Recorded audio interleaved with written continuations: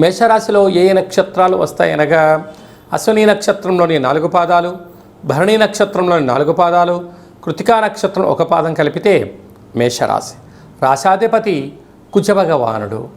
ఏడాది తర్వాత శుక్రభగవానుడు మిథున రాశిలో సంచారము చేయడము, 12 సంవత్సరముల తర్వాత గురువుతో కలిసి శుక్రుడు మిథున రాశిలో సంచారం చేయడము యోగదాయకం. కనుక మేషరాశి వారు తల్లిదండ్రులతో, గురువులతో సత్ప్రవర్తనగా ఉండడము, పై అధికారులతో, సహ ఉద్యోగస్తుల యొక్క సలహాలు సూచనలు పాటించినట్లయితే విపరీతమైన ధనయోగం కలిగి ఐశ్వర్యం, ఆనందం వారి సొంతం కాబోతుంది. అలాగనే స్థిరాస్తులు, చరాస్తులు, బంగారు ఆభరణాలు, షేర్లు, ఇంటి స్థలాలు కొనుగోలు విషయంలో అద్భుతమైన విజయం మేషరాశి వారి సొంతం కాబోతుంది. అలాగనే అర్ధాస్తమ బుధుడు కారణం వలన